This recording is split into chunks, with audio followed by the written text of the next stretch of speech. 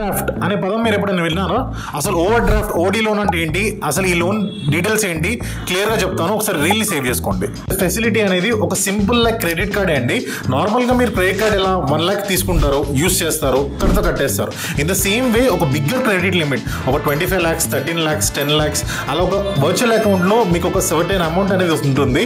ఆ అమౌంట్ మీరు రెగ్యులర్గా యూస్ చేసుకొని ఓన్లీ ఇంట్రెస్ట్ వరకు పే చేస్తారు. ఫర్ ఎగ్జాంపుల్ ఒక 10 lakhs మీరు బ్యాంక్లో తీసుకున్నారు, ఆ అమౌంట్కి మీరు ఓన్లీ ఇంట్రెస్ట్ పడ అంటే 10,000 to 11,000 వరకు ఇంట్రెస్టే కడతారు.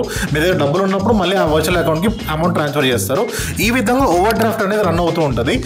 లోన్కి మీకు ఎలిజిబిలిటీ ఏంటంటే మీరు సాలరీడ్ ఎంప్లాయ్ అయినా, సెల్ఫ్ ఎంప్లాయిడ్ అయినా, ఈవెన్ బిజినెస్ చేస్తున్నా కానీ మీకు ఓవర్ డ్రాఫ్ట్ లోన్ అనేది ఇస్తుంది. బ్యాంక్ మీకు ఓవర్ డ్రాఫ్ట్ లోన్ ఇవ్వాలంటే ఎలిజిబిలిటీ కంపల్సరీ మీకు సిబిల్ ఉండాలి అండ్ అంతేకాకుండా ఇన్కమ్ కూడా మ్యాండేటరీగా ఉండాలి ఓవర్ డ్రాఫ్ట్ లోన్ మీకు ప్రొవైడ్ చేయాలంటే. అసలు ఈ ఓవర్ డ్రాఫ్ట్ లోన్కి తీసుకోవడం వల్ల బెనిఫిట్స్ ఏంటి, అసలు పర్సనల్ లోన్ బెస్టా, ఓవర్ డ్రాఫ్ట్ లోన్కి వెళ్ళడం బెస్టా, నెక్స్ట్ వీడియోలో నేను చెప్తాను. Stay tuned.